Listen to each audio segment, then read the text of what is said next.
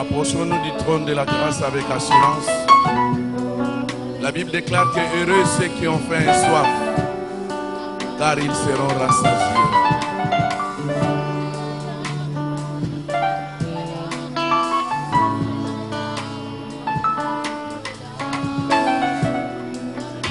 Alléluia.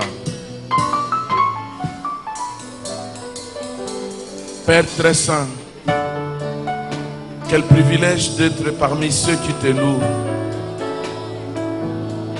Quel privilège, Seigneur, d'être dans ta maison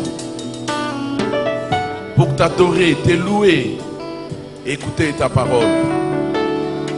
Seigneur, nous ne t'avons pas écrit une lettre pour te servir. Nous ne sommes même pas venus avec nos diplômes pour chercher l'emploi. Mais tu nous as pris comme des captifs. Je crois à ta parole. Ta parole, elle est vivante. Elle est puissante. Elle sauve. Elle transforme.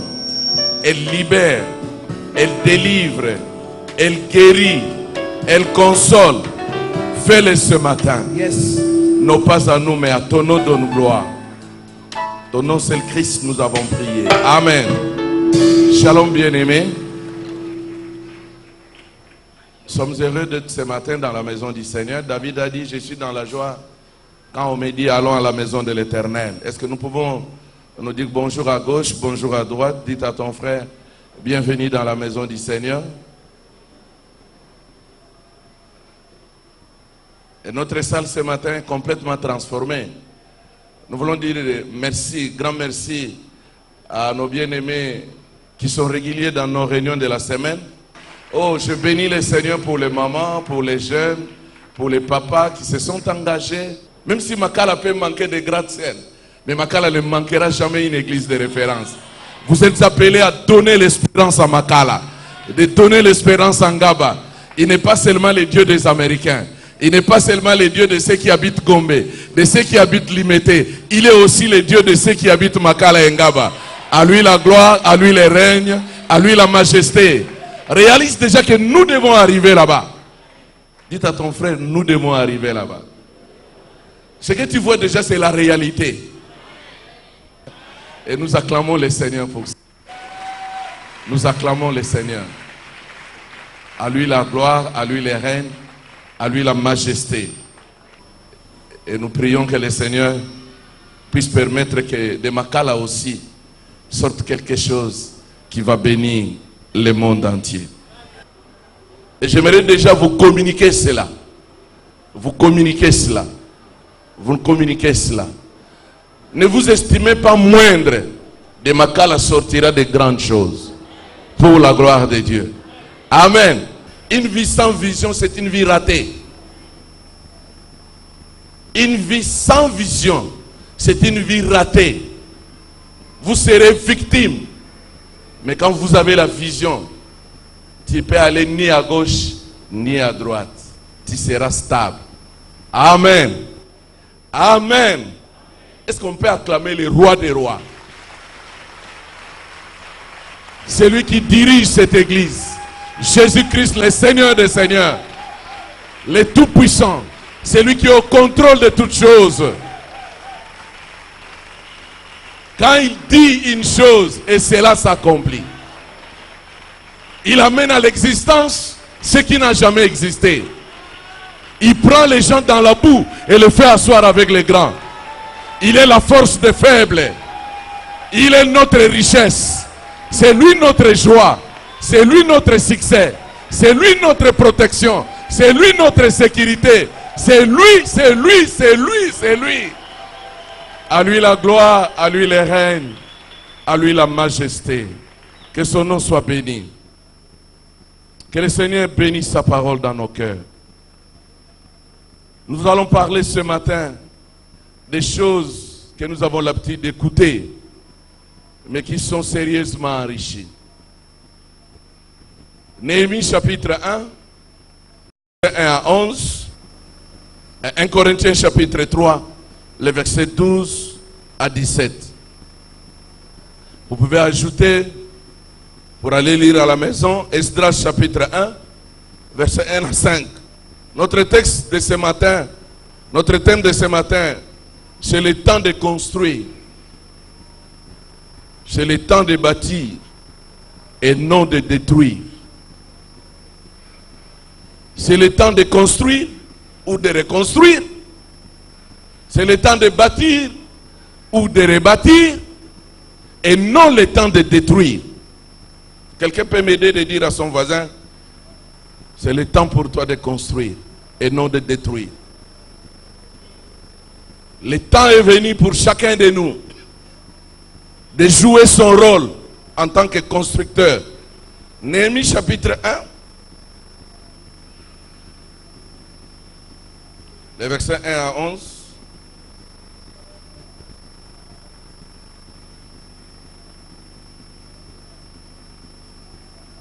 Parole de Néhémie, fils de Hakalia.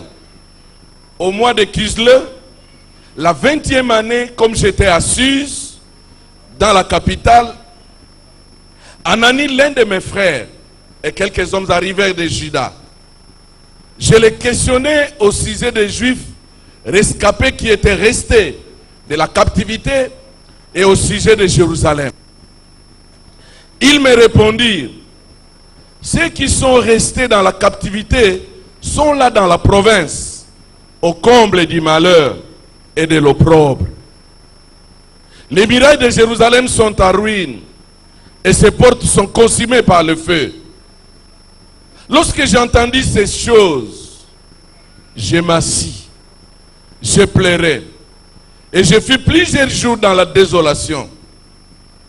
Je jeûnais et je priais devant les dieux des cieux et je dis, ô Éternel, Dieu des cieux, Dieu grand et redoutable, toi qui gardes ton alliance et qui fais miséricorde à ceux qui t'aiment et qui observent tes commandements, que ton oreille soit attentive et que tes yeux soient ouverts. Écoute la prière que ton serviteur t'adresse en ces moments, jour et nuit pour tes serviteurs, les enfants d'Israël, en confessant les péchés des enfants d'Israël, nos péchés contre toi. Car moi et la maison de mon Père, nous avons péché. Nous t'avons offensé. Et nous n'avons point observé les commandements, les lois et les ordonnances que tu as prescrites à Moïse, ton serviteur. Souviens-toi de cette parole que tu donnas ordre à Moïse, ton serviteur, de prononcer. Lorsque vous pécherez, je vous disperserai parmi le peuple. Mais si vous revenez à moi, et si vous observez mes commandements, et les mettez en pratique, alors, quand vous seriez exilés à l'extrémité du ciel, de là, je vous rassemblerai et je vous ramènerai dans les lieux que j'ai choisis pour y faire résider mon nom. Ils sont tes serviteurs et ton peuple, que tu as racheté par ta grande puissance et par ta main forte. Ah Seigneur, que ton oreille soit attentive à la prière de ton serviteur et à la prière de tes serviteurs qui veulent craindre ton nom. Donne aujourd'hui du succès à ton serviteur et fais-lui trouver grâce devant cet homme. J'étais alors et chanson du roi.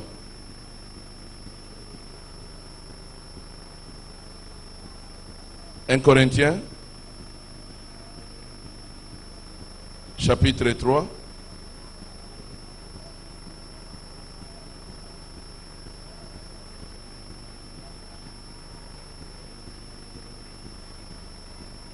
Un Corinthiens chapitre 3.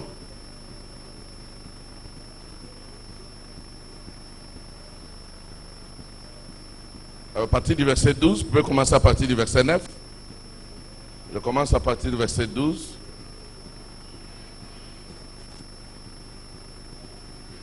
Je peux commencer à partir du verset 10. Selon la grâce de Dieu qui m'a été donnée, j'ai posé le fondement comme un sage architecte. Un autre est bâti dessus. Mais que chacun prenne garde à la manière dont il bâtit dessus. Car personne ne peut poser un autre fondement que celui qui a été posé, savoir Jésus-Christ. Or, si quelqu'un bâtit sur ce fondement avec de l'or, de l'argent, des pierres précieuses, du bois, du foin, du chaume, l'œuvre de chacun sera manifestée. Car le jour la fera connaître parce qu'elle se révélera dans le feu et le feu éprouvera ce qu'est l'œuvre de chacun. Si l'œuvre est bâtie par quelqu'un, si le fondement subsiste, il recevra une récompense. Si l'œuvre de quelqu'un est consumée, il perdra sa récompense. Pour lui, il sera sauvé, mais comme au travers de feu. Ne savez-vous pas que vous êtes le temple de Dieu et que l'Esprit de Dieu habite en vous? Si quelqu'un détruit le temple de Dieu, Dieu le détruira. Car le temple de Dieu est saint et c'est ce que vous êtes. Si quelqu'un détruit le temple de Dieu, Dieu le détruira. Car le temple de Dieu est saint, c'est ce que vous êtes. C'est l'heure de construire. C'est l'heure de bâtir. C'est l'heure de reconstruire. C'est l'heure de rebâtir. Et non de détruire. Bien-aimé, la pensée de construire, comme je vous l'ai déjà dit, est céleste. La pensée de bâtir est divin. Parce que le Dieu que nous adorons, il est le meilleur bâtisseur. Il est le meilleur constructeur. Jésus a dit dans Matthieu chapitre 16, le verset 18, parlant en Pierre, je vais paraphraser. Sur toi je bâtirai mon église, et aucun séjour de mort ne provoquera contre elle. Jésus se présente devant Pierre en bâtisseur, en constructeur. Mais nous n'avons pas seulement celui qui bâtit. De l'autre côté, nous avons parlé aussi de la destruction. Nous, quant à ce qui nous concerne, nous sommes appelés à être dans les camps des constructeurs, des bâtisseurs. Mais à côté des constructeurs, il y a aussi des destructeurs.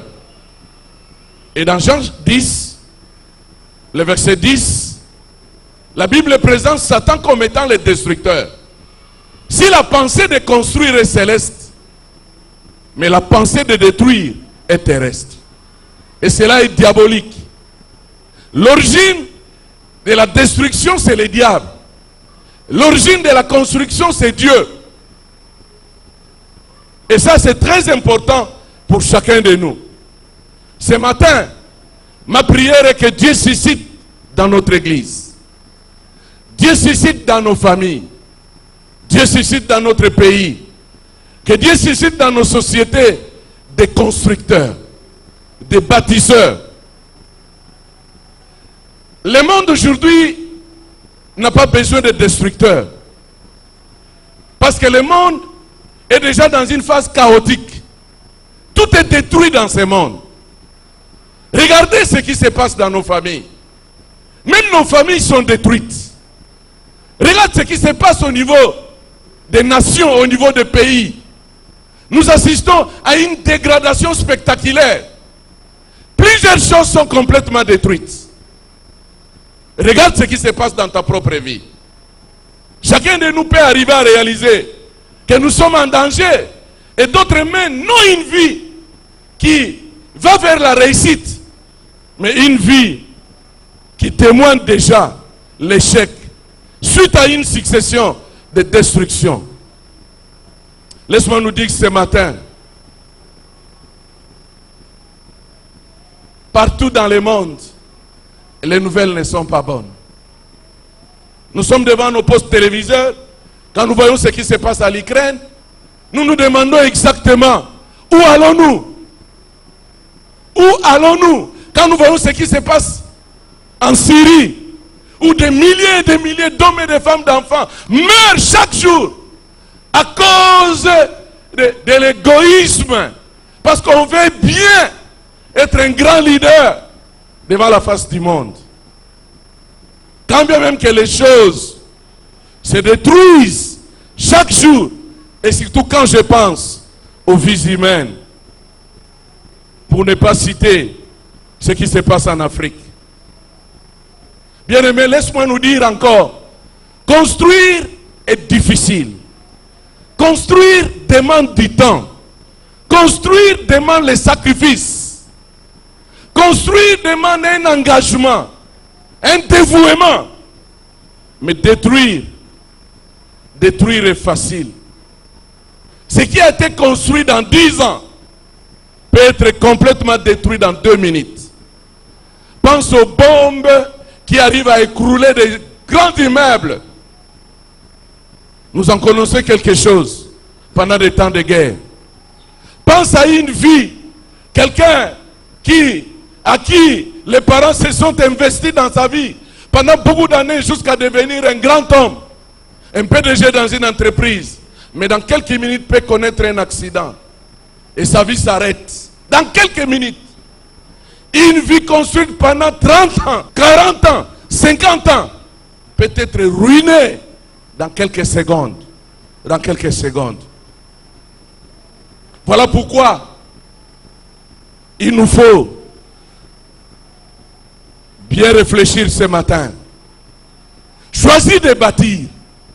Choisis de construire. Choisis d'être un constructeur. Choisis d'être un bâtisseur. C'est un meilleur choix. C'est un meilleur choix. Et ma prière quant à notre église et partout dans le monde, pourquoi pas ne pas nous habituer à développer la mentalité des constructeurs, la mentalité des bâtisseurs. C'est notre exercice. C'est très important. C'est cette direction-là qui nous conduit à refléter l'image de ce divin créateur qui est le meilleur constructeur. Bien-aimés, le temps est venu pour que nous puissions changer de cassettes, pour que nous puissions changer d'équipement, pour que nous puissions changer de veste, pour que nous puissions changer notre manière de faire. Mais laisse-moi dire à quelqu'un, pour bien bâtir, il nous faut la sagesse. Et pas n'importe quelle sagesse, la sagesse d'en haut. Il existe deux types de sagesse. Quand vous lisez dans Jacques, chapitre 3, à partir du verset 13, jusqu'au verset 17, il y a la sagesse d'en haut et il y a la sagesse terrestre. Nous avons besoin pour réussir notre programme de construction, pour réussir notre programme de bâtisseur, de la sagesse d'en haut. Seule la sagesse d'en haut peut nous rendre capables de réussir notre projet de construction. Mais la sagesse d'en bas, qui est diabolique, va nous conduire à la ruine. Cette sagesse est pleine de rises. Cette sagesse est pleine de duplicité. Cette sagesse nous conduit au désastre. Bien-aimés, nous sommes appelés à construire quoi? Nous sommes appelés à construire nos vies. Nous sommes appelés à construire notre société. Nous sommes appelés à construire nos foyers. Nous sommes appelés à construire l'œuvre de Dieu. Nous sommes appelés à construire notre avenir. Nous sommes même appelés à construire un bâtiment. Tu es appelé à construire ta maison un jour. Comme maintenant nous sommes en train de construire notre église. Voici un peu des orientations, des ouvertures quant à notre mentalité de constructeur. Oh, j'aimerais encourager l'église, que nous avons des images qui nous attirent, des images fortes dans la Bible, en termes de personnages qui ont marqué leur histoire en tant que constructeurs. Voilà pourquoi nous avons pris le livre de Néhémie. Oh, devenons des Néhémies de notre génération. Devenons des Néhémies de notre famille. Devenons des Néhémies de nos églises. Devenons des Néhémies de notre pays. Devenons des Néhémies. Type de modèle en construction. Nous sommes appelés, bien-aimés, à construire, bien sûr, avec la sagesse d'en haut. Nous sommes appelés à construire, pas seuls, mais avec Dieu. Nous sommes appelés à construire sous son regard. Sous son regard. Oh, j'aimerais susciter ce matin la soif de vous aligner dans la liste des bâtisseurs, des constructeurs. Il est temps pour que tu puisses penser à construire une vie spirituelle solide et stable.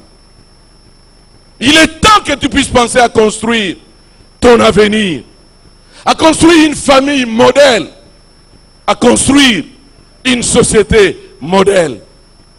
Il est temps de vous engager à construire l'église de Jésus-Christ.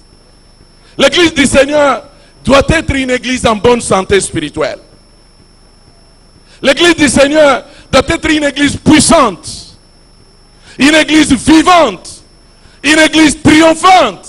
Mais hélas, aujourd'hui nous nous retrouvons devant une église qui est malade. Et en réalité, ça devrait être une église vivante, puissante. Pourquoi? Parce que l'église c'est le corps. Et Jésus lui-même est la tête. Si la tête est en bonne santé, mais ça devrait être le cas de son corps. Je pense que Jésus pleure en tant que tête. Comment il doit être en bonne santé et que son corps croupisse dans la maladie? Non, non, non, non. Il est temps pour toi et moi de réfléchir ce matin, d'être dans la liste des constructeurs. Non seulement comme Néhémie, mais aussi comme par exemple Barnabas, qui avait la pensée de la construction, qui avait la pensée d'édifier son église. Lisez dans Actes chapitre 4, à partir du verset 36. L'acte posé par Barnabas, ces jours-là, qui a vu l'église dans les besoins, prouve encore à suffisance qu'il avait la mentalité des constructeurs. Pourquoi ne pas être dans la liste de Dorcas? Quand nous voyons dans Actes chapitre 9, l'acte posé par Dorcas nous inspire encore plus en matière de construction. Vivons en tant que constructeurs. Vivons en tant que bâtisseurs. Il y a des choses à construire et il y en a encore à reconstruire. Il y a des vies à bâtir, il y en a encore à rebâtir. Bien-aimés, allons vers Néhémie, qui est notre modèle de ce matin en matière de construction. Ce qui est important quand nous lisons les textes, c'est de découvrir ensemble les étapes qui ont conduit Néhémie à réussir son programme de construction. C'est lui notre modèle de ce matin. Quelles sont les étapes franchies par Néhémie? Même si nous n'aurons pas à nous retrouver devant les mêmes réalités, mais si nous respectons les principes, nous allons goûter à la réussite. Nous venons de nous dire ensemble que le monde n'a plus besoin de destructeurs. On en a marre. Le monde a connu trop de problèmes, mais le monde a besoin plus de la solution. Et soit la solution, mais ne soit plus un problème. Nous allons rencontrer des problèmes. Nous n'avons même pas peur des problèmes, mais respirons au rythme des solutionnaires. Oh, j'aimerais être la solution pour mon pays. J'aimerais être la solution pour mon église. J'aimerais être la solution pour ma famille. Et non encore, en dehors de tout ce que ma famille, mon pays, mon église a comme problème, que je m'insère dans cette liste. Néhémie, parmi les modèles des constructeurs. Mais quelles sont les étapes qui ont conduit Néhémie à réussir ce projet en tant que constructeur? Parlons de ce Néhémie. Vous savez, le nom de Néhémie signifie en hébreu consolation. Et dans d'autres commentateurs, on vous parle de Dieu qui console.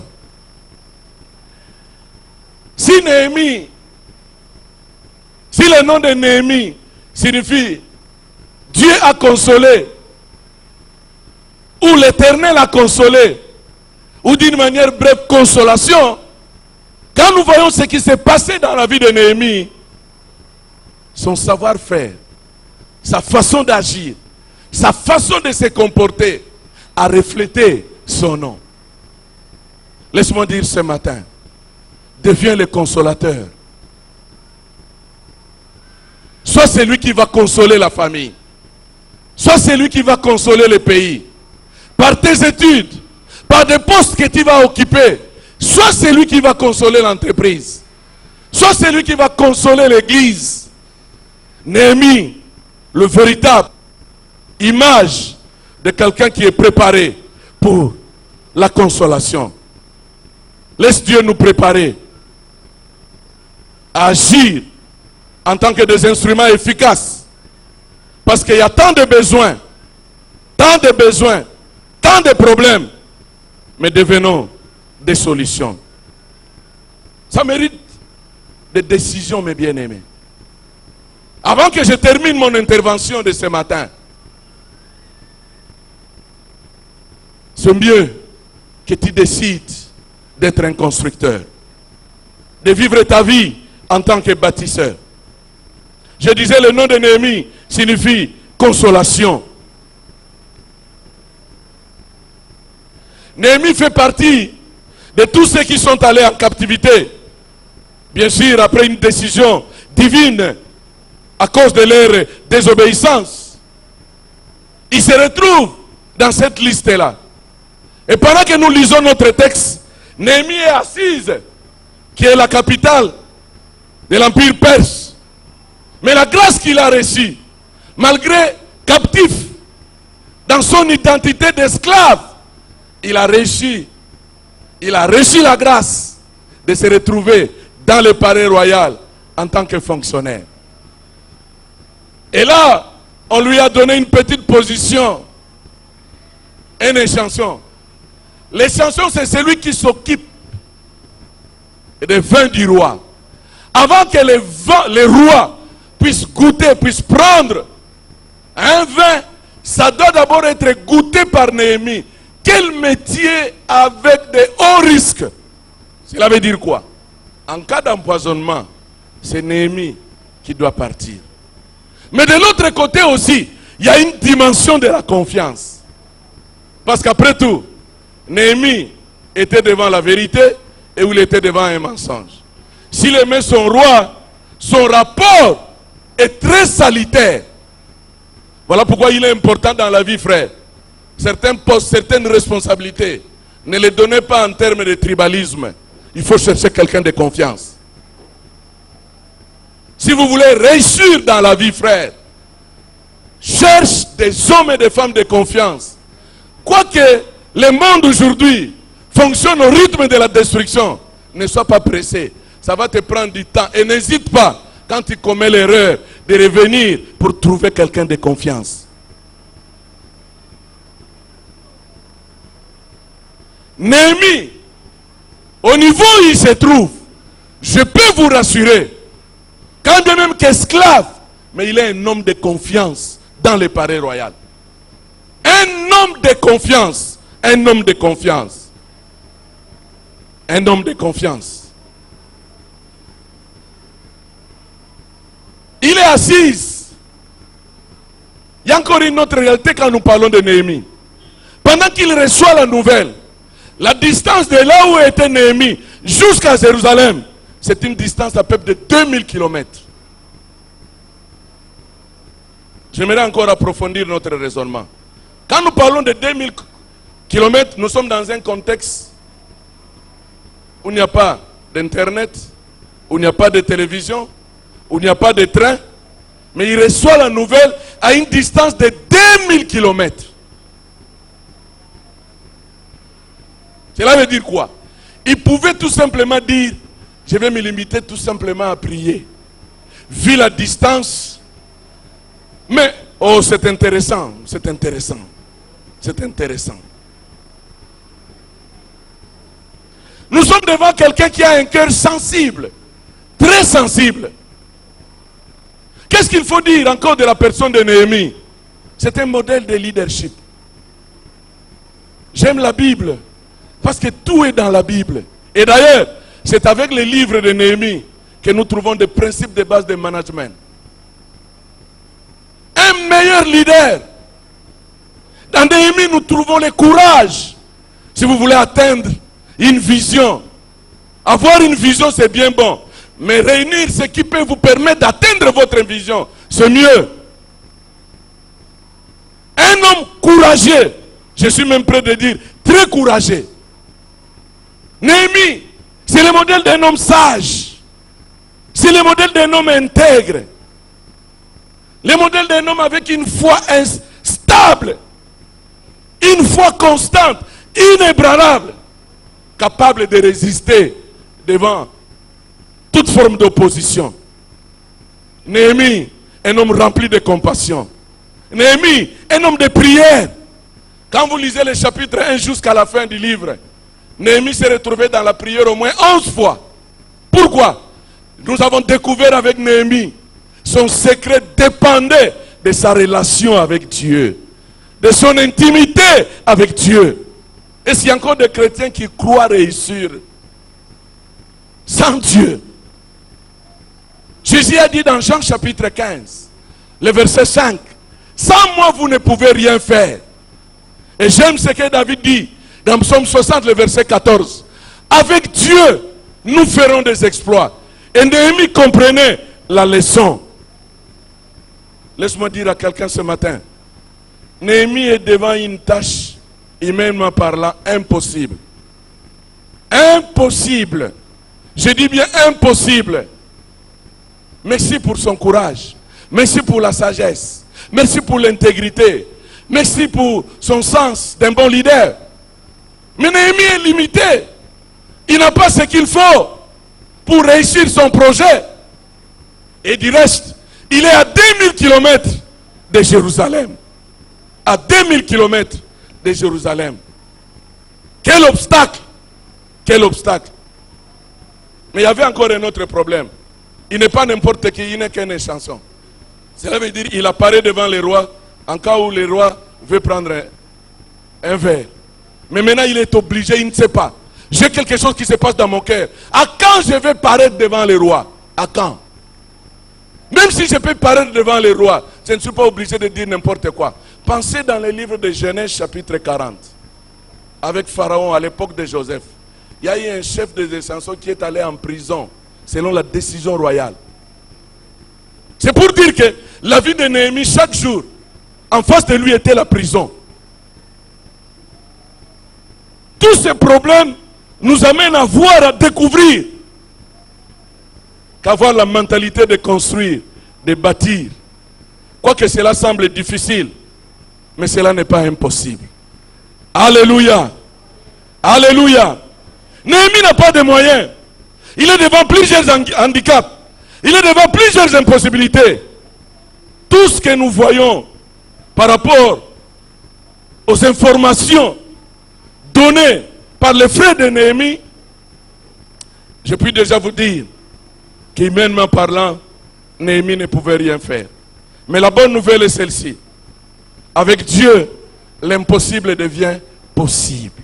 Dis-le à ton frère qu'avec Dieu, l'impossible devient possible. Dis-le encore qu'avec Dieu, l'impossible devient possible. Marie l'a dit qu'il me soit fait selon ta parole. Pourquoi? Parce que dans ses incapacités, croyant dans la parole de Dieu, ce qui était incapable pour elle deviendra possible par la grâce de Dieu.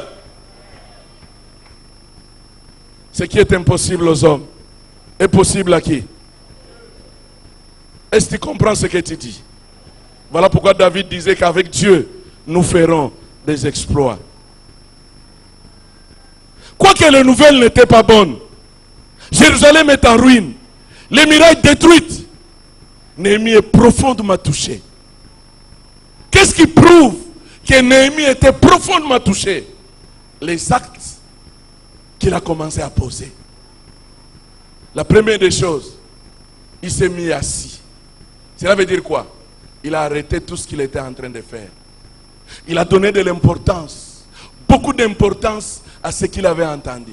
C'est pour dire que même quand il était loin de son pays, loin de ses frères, mais son cœur était avec eux. Son cœur était avec eux.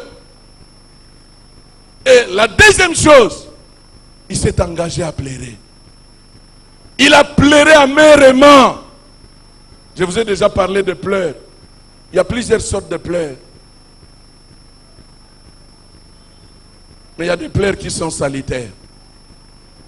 Amen. Il y a des pleurs qui sont salutaires. Et j'ai remarqué aussi que la plupart des prières efficaces, quelquefois, ce sont des prières qui sont accompagnées de pleurs. Même Jésus a pleuré. Je pense à Ézéchias dans Ésaïe chapitre 38.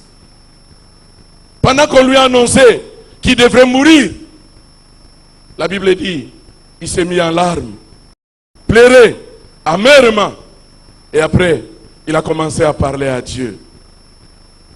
Quelles sont les étapes, c'est ça qui nous intéresse, qui ont conduit Néhémie à réussir ces beaux projets, malgré les difficultés, malgré les obstacles, frère, ne crois jamais à la facilité. Ne crois jamais à la facilité. Les obstacles ne signifient pas l'arrêt et l'accomplissement de ce que tu veux faire. Ce sont des opportunités. Quelles sont les étapes qui ont conduit Néhémie à réussir son projet? Laisse-moi dire à l'église ce matin, devant la ruine, devant la misère, devant la dégradation de nos vies, devant la médiocrité, devant la pauvreté, devant l'opprobre, vous ne pouvez jamais d'abord passer à l'action s'il n'y a pas une prise de conscience. La première chose, c'est la prise de conscience. La première des choses, c'est la prise de conscience de nos besoins. La prise de conscience de notre misère. La prise de conscience de notre humiliation. La prise de conscience de notre opprobre. La prise de conscience de notre destruction. La prise de conscience de notre état. Quand les frères de Néhémie arrivent à Suse, Néhémie s'informe. Quel est l'état de mes frères qui sont restés? Quel est l'état de ma ville natale, Jérusalem, la ville de Dieu? Mais écoutez les rapports. Jérusalem est détruite. Nos frères sont au comble du malheur. C'est l'opprobre. C'est l'opprobre. Néhémie est choqué, bouleversé. Et il a commencé à pleurer. Il s'est engagé à jeûner et à prier sérieusement. J'aimerais ouvrir encore une parenthèse pour notre réflexion. Nous sommes devant quelqu'un qui est à 2000 km de Jérusalem. Mais la situation de l'état de Jérusalem, de la destruction de Jérusalem, a duré pendant 140 ans. C'est pour dire quoi? Pendant 140 ans, personne n'avait senti ce que Néhémie avait senti ce jour-là. Pendant 140 ans, personne n'a pris l'initiative de réaliser que toutes ces mauvaises nouvelles nous amènent à faire quelque chose. Personne. Personne. Personne. Oh, beaucoup de choses demeurent. Beaucoup de mauvaises choses demeurent en termes de destruction parce qu'il n'y a personne qui s'élève. Tant qu'il n'y aura personne qui s'engage, rien ne changera. Rien n'avancera. Rien ne bougera. Rien ne bougera. C'est pour dire quoi? Pourquoi pendant 140 ans, personne ne pouvait être secoué comme Néhémie?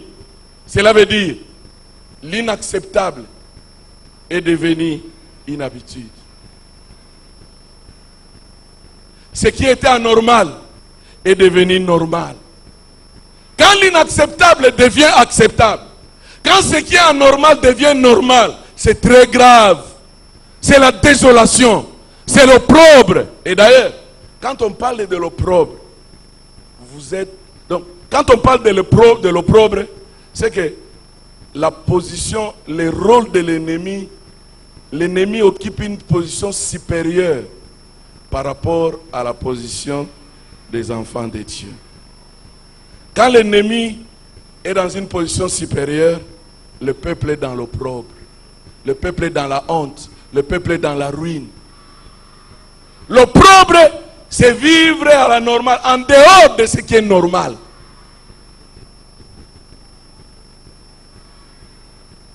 L'opprobre, c'est fonctionner en dehors de votre réalité, de ce que vous devrez être. Je pense à une femme qui est appelée à mettre au monde. Elle est dans son mariage. Elle est là, bien sûr, pour jouir du mariage. Mais la finalité aussi, c'est d'avoir les enfants. Même si ce n'est pas ça le but. Mais dès l'instant, elle réalise que la stérilité persiste. Elle est dans la honte. Elle est dans l'opprobre. Elle-même est consciente que ce n'est pas ce que je devrais être. Mais imaginez pendant 140 ans, 140 ans, en dehors de Néhémie, personne ne bouge. Personne ne bouge. C'est comme ça qu'au verset 4, quelle forte prise de conscience. Ayant écouté toutes ces mauvaises nouvelles, Néhémie dit, c'est pas normal. C'est inacceptable. Non, non, à partir de maintenant, ça doit changer. Cette situation ne peut plus continuer. Bien-aimés, il nous faut une prise de conscience de ce que Dieu veut pour nous. Il nous faut une forte prise de conscience de ce que les choses devraient être exactement.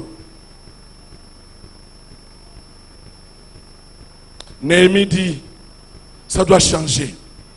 Ce n'est pas la volonté de Dieu pour son peuple. Ce n'est pas la volonté de Dieu pour la ville de Jérusalem. Mais qu'est-ce que Dieu veut? Qu'est-ce que Dieu veut? Qu'est-ce que Dieu veut pour ma vie? Qu'est-ce que Dieu veut pour ma famille? Qu'est-ce que Dieu veut pour mon pays? Qu'est-ce que Dieu veut pour mon église? Voici de bonnes questions. Qu'est-ce que Dieu veut pour ma vie chrétienne? Qu'est-ce que Dieu veut pour ma relation avec lui? Si vous lisez 1 Thessaloniciens chapitre 4, à partir du verset 1 jusqu'au verset 8, j'aimerais tirer un extrait de ce que Dieu veut. Frère, il ne faut pas continuer à vous plaire dans la médiocrité. Il ne faut pas continuer à vous plaire dans la misère. 1 Thessaloniciens chapitre 4, verset 3. Qu'est-ce que Dieu veut? Écoutez la réponse. Je peux commencer à partir du verset 1. Au reste, frères, puisque vous avez appris de nous comment vous devez vous conduire et plaire à Dieu, et c'est là ce que vous faites, nous vous prions et nous vous conjurons au nom du Seigneur Jésus-Christ de marcher à cet égard de progrès en progrès. Vous savez en effet quel précepte nous vous avons donné de la part du Seigneur Jésus. Lisons le verset 3, ensemble et progressons. Ce que Dieu veut, c'est votre sanctification. C'est que vous vous absteniez de l'impudicité. C'est que chacun de vous sache posséder son corps dans la sainteté et honnêteté, sans vous livrer à une convoitise passionnée, comme font les païens qui ne connaissent pas Dieu. C'est que personne n'ise envers son frère de fraude et de cupidité dans les affaires, parce que le Seigneur tire vengeance de toutes ces choses, comme nous vous l'avons déjà dit et attesté. Car Dieu ne nous a pas appelés à l'impureté, mais à la sanctification. Celui donc qui rejette ses préceptes ne rejette pas un homme, mais Dieu qui vous a aussi donné son Saint-Esprit. Alléluia. Qu'est-ce que Dieu veut? Qu'est-ce que Dieu veut? Dieu veut pour nous une vie de sanctification. Dieu veut pour nous une vie de sainteté. Dieu veut que nous puissions demeurer dans sa parole, que nous puissions porter les fruits. Dieu veut que nous puissions ressembler à Christ, que nous puissions être un parfum de bonne odeur, un vase d'honneur dans sa maison. Dieu veut que nous puissions être des disciples assidus au temple, pas des suiveurs de miracles, des charlatans. Dieu veut que nous puissions être des témoins de Christ, des modèles. Bien-aimés, comment nous pouvons être à l'aise? Comment nous pouvons être tranquilles aussi longtemps que rien ne marche dans nos vies? Aussi longtemps que rien ne marche dans notre famille. Aussi longtemps que rien ne marche dans notre société. Comment nous pouvons être tranquilles aussi longtemps que personne ne prospère dans notre famille? Personne ne prospère. Personne n'est un modèle. Comment nous pouvons être tranquilles quand on ne connaît pas ce que Dieu veut? Ou bien on le connaît. On connaît ce que Dieu veut. Mais cela ne nous dit absolument rien. Personne ne bouge. Comment nous pouvons être tranquilles quand nous menons une vie chrétienne médiocre, à dents de scie, sans profondeur, sans intimité avec Dieu? Néhémie dit non, non. Après avoir écouté ces rapports choquants, bouleversants, il dit non, ce que je viens d'écouter ne correspond pas avec le plan de Dieu pour notre vie, avec le plan de Dieu pour la ville de Jérusalem. Les murailles sont écroulées. Mais les murailles, c'est quoi? Les murailles, c'est le signe, la preuve de notre sécurité contre les attaques de l'ennemi. Les murailles, c'est notre protection à toute forme de mélange. Nous sommes le peuple de Dieu. Non, ça doit changer. Nous devons être protégés. Nous devons être sécurisés. Voilà l'engagement de Néhémie. Bien-aimés, la prise de conscience. La première des choses, c'est la prise de conscience. Dans Luc chapitre 15, à partir du verset 11, nous avons l'exemple de l'enfant prodigue. Ce garçon qui, un jour bonnement, a dit à son père de lui donner sa part de l'héritage. Et son père n'a pas résisté. Il lui a donné, il est parti. Et la Bible nous dit clairement, il est allé s'aventurer en vivant dans la débauche. Après avoir tout perdu, à telle enseigne qu'il est devenu un petit phaseur. Un petit phaseur, un clochard. Jusqu'à aller manger les aliments de pourceaux. Non, lisons le texte pour découvrir que la prise de conscience est très importante. L'inacceptable ne peut pas devenir acceptable s'il n'y a pas au préalable la prise de conscience. Vous ne pouvez jamais bouger. Vous ne pouvez jamais être un instrument de changement. Vous ne pouvez jamais devenir une solution. Vous ne pouvez jamais devenir un constructeur si vous n'avez pas au préalable la prise de conscience. Il faut un état de lieu. Il faut un état de lieu. Refusez qu'on puisse vous faire accepter l'inacceptable. Refusez dans votre vie. Et pour être instruit, il faut être un lecteur de la parole. C'est là où tu vas découvrir le plan de Dieu pour ta vie. Luc chapitre 15. Regarde un peu. C'est que, oui, malgré son état, mais la situation a été sauvée à cause du déclenchement de ce premier point. La prise de conscience. Je vous épargne, vous pouvez commencer à partir du verset 11. Mais ce qui, on peut lire le verset 13, peu de jours après, le plus jeune fils ayant tout ramassé, parti pour un pays éloigné, hormis tout contrôle, où il dissipa son bien en vivant dans la débauche. Lorsqu'il tout dépensait, une grande famille servait dans le pays et il commença à se trouver dans le besoin. Il alla se mettre au service d'un des habitants du pays et qu'il envoya dans ses champs garder les pourceaux. Quelle humiliation, quel opprobre.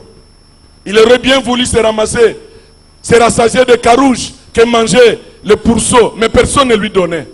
Verset 17, le déclenchement de la prise de conscience. Étant rentré en lui-même, il s'est dit, combien de mercenaires c'est mon père, ont typé en abondance, et moi ici, je meurs de faim. Non! Ça ne peut pas continuer comme ça. Écoute la suite. Je me lèverai, j'irai vers mon père, et je lui dirai, mon père, je péchais contre le ciel et contre toi. C'est ce qui nous manque aujourd'hui. Je ne suis pas digne d'être appelé ton fils. Traite-moi comme l'un de tes mercenaires. J'aimerais relier le deuxième texte de prise de conscience. 2 Rois chapitre 6. Parce que tout passe par là. Aujourd'hui, je vais vous parler de le premier point. Et nous allons nous limiter là-bas. La prise de conscience. 2 Rois chapitre 6. Sans la prise de conscience, pas de mouvement, pas de changement. Jamais. Jamais. Frère, il y a des choses quand tu regardes ce qui se passe dans ta famille. Tu dois dire non. Pourquoi? Parce qu'il y a un temps où on peut être avec des couches. Il y a un autre temps. Prendre la culotte. Et il y a aussi un autre niveau.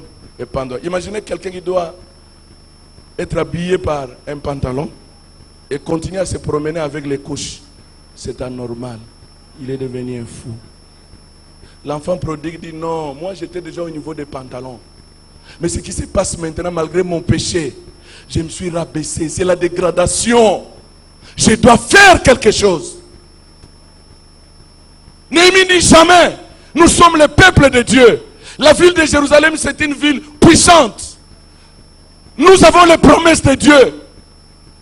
Les pays voisins doivent nous respecter. Nous ne devons pas être humiliés. Il dit non. Une situation de 140 ans. Mais qui a été sauvée par une seule personne. Toi avec Dieu, c'est la majorité. C'est la réussite. C'est la victoire. C'est la solution. C'est le progrès. Il y a des choses qui se passent dans nos familles qui doivent nous faire révolter. Comment expliquez-vous tous, vous avez étudié, vous avez des diplômes.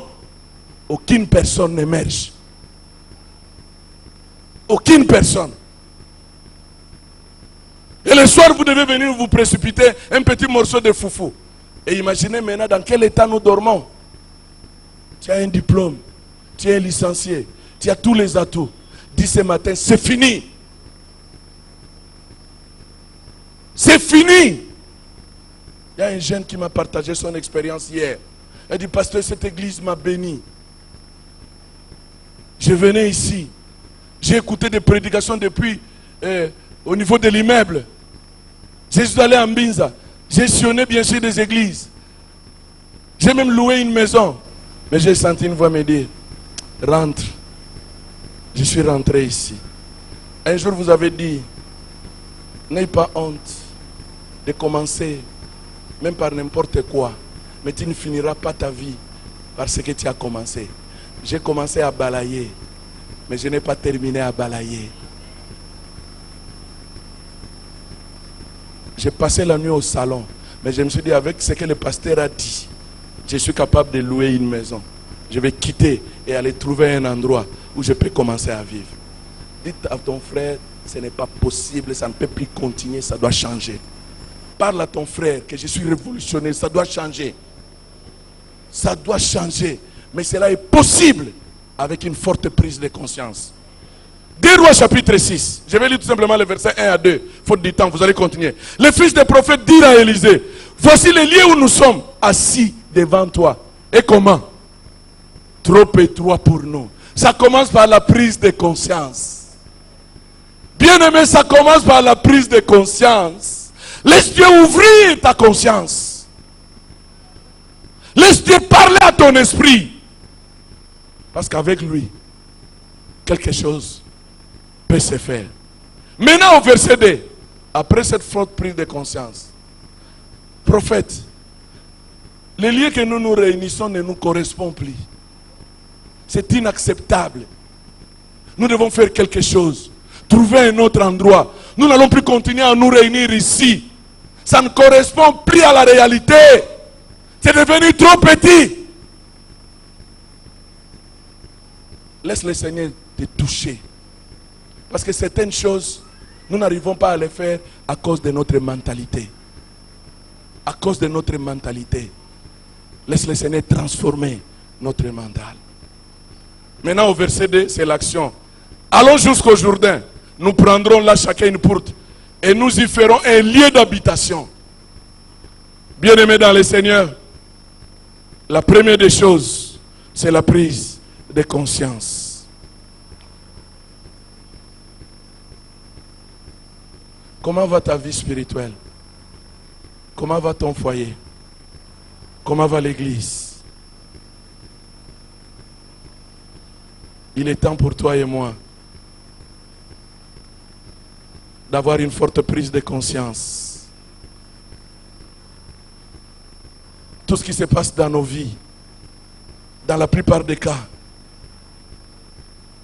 n'est pas dans les plans de Dieu. C'est l'inacceptable. Lis la Bible avec un cœur qui se laisse attirer par Dieu. Et crois dans ce que Dieu dit. Voilà pourquoi j'aimerais m'inscrire dans la liste de ceux qui croient qu'en tant qu'Église, l'heure est venue pour nous de restaurer la vie de l'Église. De restaurer ce qui doit faire la force de l'Église. Nous devons restaurer la discipline dans l'Église. Si l'église est tombée plus bas aujourd'hui, par manque de discipline, nous devons restaurer l'obéissance à la parole de Dieu, qui est notre règle de conduite. Personne ne peut être au-dessus de la parole. Personne. Personne. La parole de Dieu contrôle tout le monde. Les apôtres, les prophètes, les archibishops, que sais-je encore. Nous devons restaurer l'esprit de service et de sacrifice. Restaurer l'intégrité, la fidélité, la crainte de Dieu. Voilà pourquoi, frère, faisons un état des lieux. Faisons un état des lieux. Si aujourd'hui, nous devons accepter même les divorces, les remariages, sans toutefois vérifier d'une manière minutieuse que dit la parole.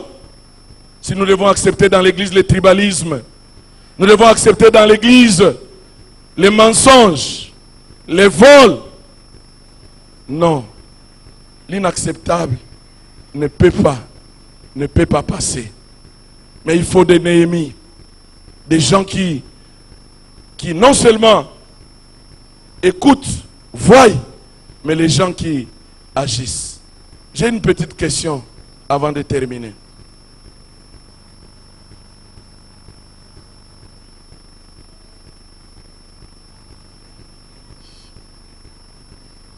Quel était le vrai problème? Est-ce que c'était le nombre d'années qui a amené le peuple à rester dans la misère? Quel était d'après vous le vrai problème? Laisse-moi répondre. Le vrai problème, ce n'était pas le nombre d'années. Le vrai problème, parce qu'il n'y avait pas quelqu'un qui a vu, qui a entendu, qui était touché, qui a eu le fardeau.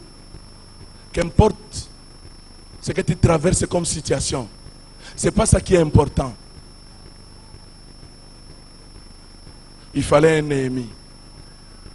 Il fallait un Néhémie. Soit le Néhémie de ta famille, soit le Néhémie de ton pays, soit le Néhémie de ton église. Inclinons nos têtes dans la prière. J'aimerais prier avec tous ceux qui réalisent que le temps est venu pour que tu puisses t'élever par rapport à ce qui se passe dans ta vie.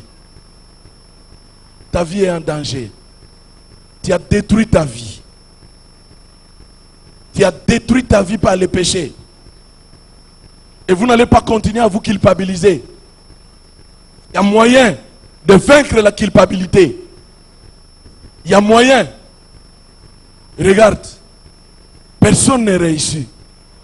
Tout est médiocre. Vous ne respirez que la misère. L'église est malade. Les gens se plaisent dans les péchés.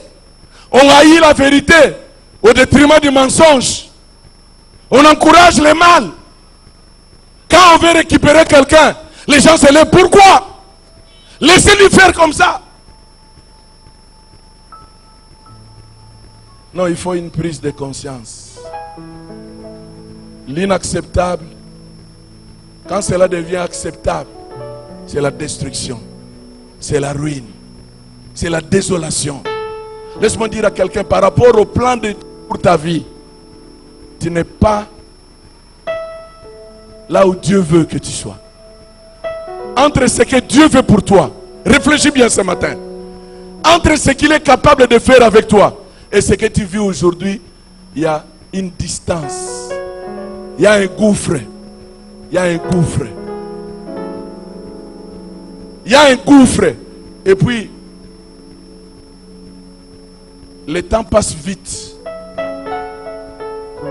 Est-ce que tu sais réellement ce que Dieu veut pour toi? Est-ce que tu sais réellement ce que Dieu veut pour ta famille? Est-ce que tu sais réellement le plan de Dieu pour son église? Est-ce que tu connais réellement? Tu n'as pas à te comparer avec les gens. Mais découvre ce que Dieu veut pour toi. Tu es à quelle distance? Mais ce matin, nous avons besoin de Néhémie. De Néhémie. La première des choses, c'est la prise de conscience. La deuxième des choses, c'est l'action. Je vais parler de l'action le dimanche prochain. Où sont des Néhémies qui veut être d'abord Néhémie de sa propre vie, Néhémie de son église, Néhémie de sa famille, Néhémie de son pays, lève-toi là où tu es. Je vais prier avec toi. Lève-toi là où tu es.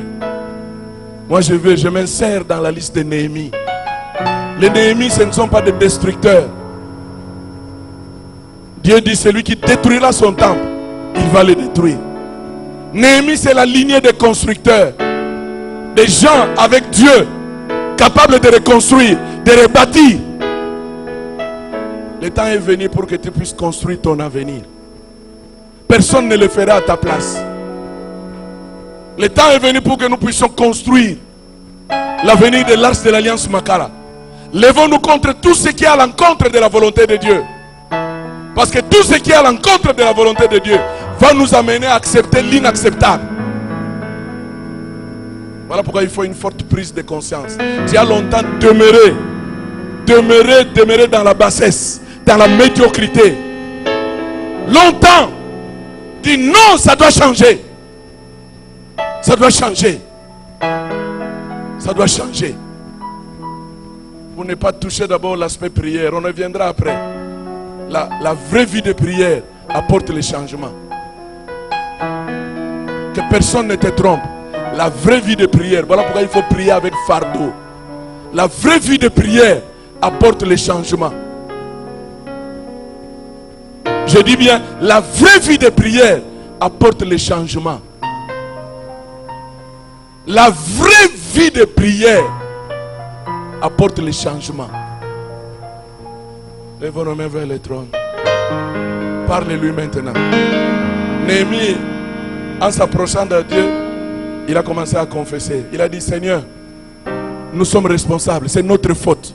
Est-ce que quelqu'un peut reconnaître pendant que tu t'es levé, réaliser que c'est ma faute? Si ma famille est arrivée au point où nous sommes tombés dans la honte, dans l'opprobre, c'est ma faute, c'est notre faute. Pardonne-moi Seigneur, pardonne-moi Seigneur, pardonne-moi Seigneur. C'est pour cela au verset 11 il dit, maintenant que tu m'as pardonné, je sais que je ne suis rien, je ne suis qu'un simple fonctionnaire, mais fais-moi grâce pour réussir ce projet. Fais-moi grâce. Attention avec des gens qui sont risés. Ils veulent mettre leurs échecs sur les dos des autres. Ils veulent mettre leur misère sur les dos des autres. Et surtout, il y en a des spécialistes comme ça dans l'église. Il connaît très bien que c'est lui-même qui est coupable. Il ne marche pas bien. Mais il veut mettre cela sur les dos des autres. Même sur les dos du pasteur. Ça, c'est quelle subtilité? C'est quelle ruse? Tu n'as pas besoin de changement. Tu n'as pas besoin d'une visitation divine. Et ce qui est encore grave, il y en a de ceux même qui les encouragent. Ils les encouragent dans les ruses, dans leur duplicité. Néhémie dit, nous sommes responsables. Nous reconnaissons. Au point où nous sommes arrivés, pendant 140 ans, 140 ans de l'opprobre, nous sommes responsables. Peut-être quelqu'un peut découvrir 2 ans, 3 ans, pendant que tu vis dans l'impudicité, pendant que tu vis dans le péché, tu diminues la probabilité de réussir ton avenir avec Dieu. Arrêtez d'accuser les autres. Arrêtez d'accuser les leaders. Arrêtez d'accuser. Arrêtez. Faites un examen de conscience. Faites un examen de conscience. Ton mariage est en ruine, malgré que tu viens à l'église. Ton foyer est en ruine, malgré que tu viens à l'église. Ne te cache pas derrière le nom de frère. Ne te cache pas derrière l'église. J'ai pris dans une église francophone. Ne te cache pas. Rien ne marche dans ta vie. Rien ne marche dans ton foyer. Tout est bloqué. Tout est misérable. Tourne les regards vers celui qui est capable de t'aider. Ne regarde pas tes insuffisances. Ne regarde pas les obstacles. Nous allons voir la suite. Comment Dieu est entré en action pour que l'impossible devienne possible. Arrête de te fâcher contre ceux qui réussissent. Arrête de te fâcher. Arrête. Arrête d'aller en opposition à cause de ta jalousie, à cause de la haine, pour nuire à celui qui réussit. Regarde ce qui ne va pas dans ta vie. Fais un examen de conscience et approche-toi du trône de la grâce. Approche-toi du trône de la grâce. S'il n'y a personne qui prend le chemin qu'a pris Néhémie, qu'a pris l'enfant prodigue, quel est ce chemin-là? La prise de conscience. Ce jeune garçon a sauvé sa vie à partir de la prise de conscience. Il a dit non, même si j'ai péché, ce n'est pas ma vie. Ce n'est pas ma vie. Je dois rentrer. Je sais que chez nous, c'est la vie. Rentre vers ton Père Céleste. Qui peut revenir ce matin vers son Père Céleste? Dans la maison de ton Père Céleste, il y a tout ce qu'il faut. Même si ce que tu as perdu, ça ne lui dit absolument rien. Il y en a encore en abondance. Reviens vers ton Père Céleste. Reviens vers ton Père Céleste. Reviens vers ton Père Céleste. Reviens vers ton Père Céleste. Il a dit, il ne mettra jamais dehors celui qui vient à lui. Fais comme l'enfant prodigue ce matin. Il n'a pas accusé ce qui lui a amené à vivre dans la débauche. Mais il a réalisé que c'est ma faute. C'est mon péché. Cet état, c'est mon péché. C'est mon péché. Attention avec des risées dans l'église qui veulent cacher leur rébellion, qui veulent cacher leur vie désordonnée sur les peaux des autres, même sur les dos du pasteur. Attention avec ces risées. Attention avec ces risées. Et nous allons voir à la suite le rôle de Sambala et les Tobija. Les Tobija ne rêvent que de détruire. Est-ce qu'il y a-t-il quelqu'un dans cette église qui est dans un département de destruction, qui veut réunir les gens pour détruire la vie des autres, pour détruire la marche de cette église? Il y a encore des gens comme ça ici. Dieu dit, celui qui détruira son temps, Dieu le détruira. Ce n'est pas le temps de détruire, c'est le temps de construire. Ce n'est plus le temps de nuire, c'est le temps de donner la vie. C'est le temps de donner la vie. C'est le temps de nous réconcilier. C'est le temps de nous pardonner. C'est le temps d'avancer. C'est le temps d'avancer. Ne regarde plus en arrière. Avançons. Avançons pour sauver l'honneur de l'église. Pour sauver l'honneur de notre famille. On s'est moqué trop de votre famille. Avancez. Même ne fût-ce que par toi. Que la famille retrouve le souffle. Même ne fût-ce que par toi. Que la famille retrouve le sourire. On s'est moqué de votre famille. Regarde comment vous êtes minimisés. Regarde comment vous êtes ridiculisés. Dis non, ça ne va pas continuer comme ça. Ne fût-ce que par moi. Avec Dieu, je vais amener le respect. Ne fût-ce que par moi, avec Dieu, notre famille sera respectée. Notre famille sera connue. Ne fût-ce que par cette église, que Makala Ngaba soit respectée. Même si Makala Ngaba peut manquer de gratte-ciel, mais que Makala Ngaba retrouve l'espoir, retrouve l'assurance, retrouve la force, la joie. Être Makala Ngaba ne signifie pas être marginalisé par Dieu. Il faut une prise de conscience. Nous devons nous faire respecter. Trop c'est trop. On a longtemps humilié Makala. On a longtemps humilié Ngaba. Quand on parle de Makala, on voit le coulonaire, on voit la médiocrité. Trop c'est trop. Il faut que Dieu élève. Il élève une nouvelle génération. Une nouvelle génération avec une mentalité transformée. Avec une mentalité renouvelée. Laisse-moi dire à quelqu'un que Dieu te prépare. Dieu te prépare. Il te prépare. Comme il a préparé Néhémie. Après 140 ans. Je ne sais pas après combien d'années de misère de Makala. Après combien d'années de misère de Ngaba. Dieu te prépare. Dieu te prépare. Il va passer par toi. C'est bien de pleurer. Mais ne demeurez pas. Ou ne continuez pas à pleurer. Il faut passer à l'action. C'est ce que nous allons voir le dimanche prochain. Jusqu'à quand vous allez continuer à vous lamenter? Vous allez continuer à vous plaindre? La prise de conscience.